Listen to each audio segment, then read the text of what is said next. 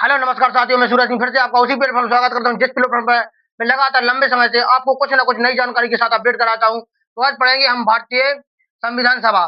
भारतीय संविधान सभा किस तरह आयोजित हुई, किस तरह बना, किस तरह से क्या हुआ, तो उसके बारे में विस्तार से थोड़े बहुत पढ़ेंगे। तो सबसे पहले जब भारतीय संविधान की सभा सभा का गठन हुआ तो कैबिनेट मिशन तैयार हुआ।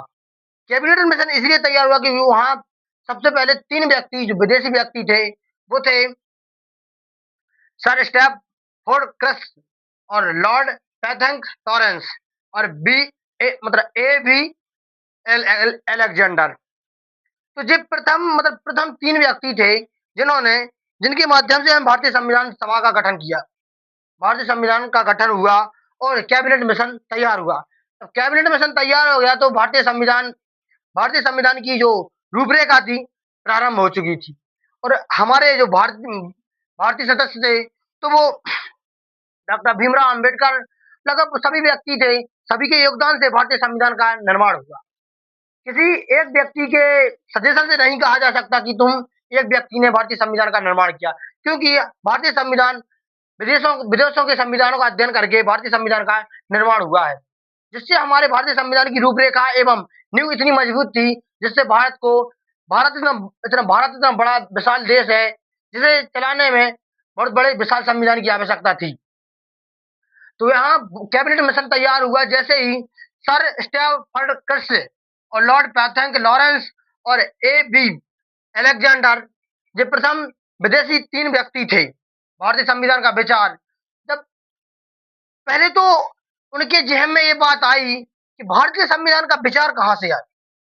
जब भारतीय संविधान का विचार आया कि भारतीय संविधान का निर्माण करें और भारतीय संविधान जैसी एक पुस्तक का निर्माण किया जाए, जिससे भारत भारत इतने बड़े विशाल देश को किस तरह अध्ययन किया जा सकता है, तो किस तरह अध्ययन एवं चलाया जा सकता है, उसके लिए भारतीय संविधान भारतीय संविधान का एक विचार आया। कुछ पार्टियों के मन में एक विचार आया। तो सबसे पहले सर्वप्रथम स्वराज्य पार्टी ने एक संविधान के बारे में सोचा और ये 1924 में प्रस्तुत भी किया। 1924 अभी हम इंडिपेंडेंस नहीं हुए, हम अभी आजाद नहीं हुए हैं। कुछ समय बाद हम आजाद होंगे। आजादी के बाद भारतीय संविधान को सुचारू रूप से लागू करेंगे। सुचारू रूप से लागू करने के बाद हम भारतीय संविधान से हम अपने देश की नींव और रूपरेखा उसी से तैयार करेंगे। तो सबसे पहले स्वराज्य पार्टी के जो प्रमुख व्यक्ति रहे, उनके मन में एक ख्याल आया कि हमें एक भारतीय संविधान जैसी पुस्तक का निर्माण करना चाहिए, जिससे हमारे देश की रूपरेखा तैयार हो सके, यानी देश को चलाया जा सके। एक ऐसा ढांचा जिससे भारतीय संविधान से भारत को चलाया जा सके। अभी हम बहुत दूर हैं, 1924। यहाँ तो ख्याल आया सिर्फ 1924 में, दिमाग में एक इमेज बनी कि हमें एक ऐसे संविधान की आवश्यकता है, जैसे किसी घर में किसी बुजुर्ग की बातों का अध्ययन करके उस घर को चलाया जाता है। उसी प्रकार एक भारतीय संविधान एक पुस्तक से भारत को चलाया जाना है। उसमें आर्टिकल होंगे, आर्टिकल के अनुसार ही भारत चलाया जाएगा, जिसमें भीमराव अंबेडकर की अहम भूमिका रहेगी। क्योंकि भीमराव अंबेडकर जिस समय भारत एक गुलामी की जंजीरों से जूझ रहा था, उस समय भीमराव अम्बेडकर डॉक्टर भीमराव अंबेडकर से ज्यादा कोई पढ़ा लिखा नहीं था। वो समझते थे कि पिछड़ी हुई जातियों को किस तरह हमें आगे बढ़ाना है।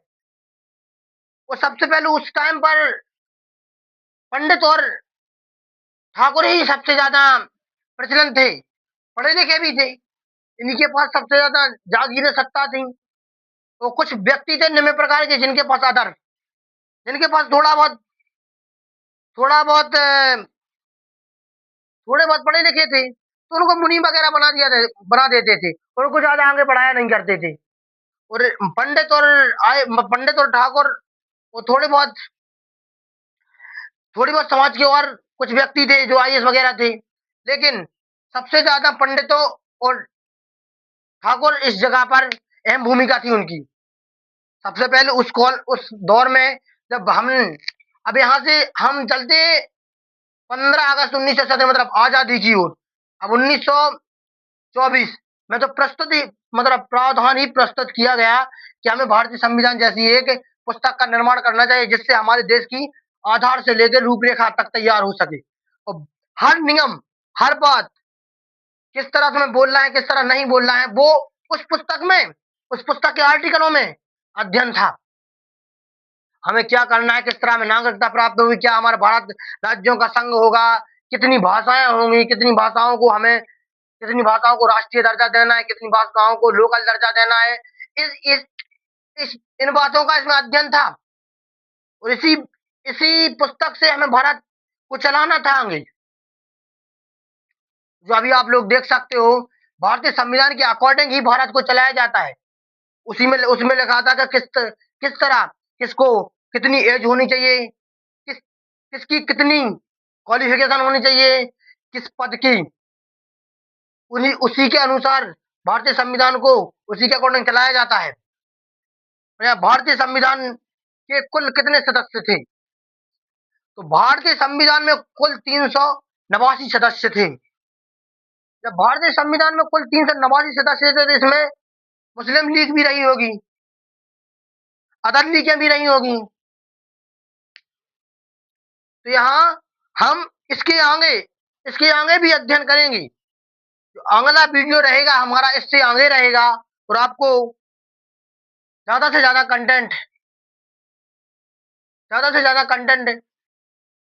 तुम्हें प्राप्त करने की हमारी जिम्मेदारी और आप सिर्फ पढ़े और आगामी परीक्षाओं की तैयारी करें। जो बीएससी बीकॉम की आगामी परीक्षाएं चल रही हैं उनके लिए आपको यहाँ से बेहतर कंटेंट प्राप्त होगा, हमारा यह आश्वासन है आप लोगों को। धन्यवाद। हमारा फेसबुक चैनल, यूट्यूब चैनल, सब जगह हमें सब्सक्राइब करें। धन्यवाद।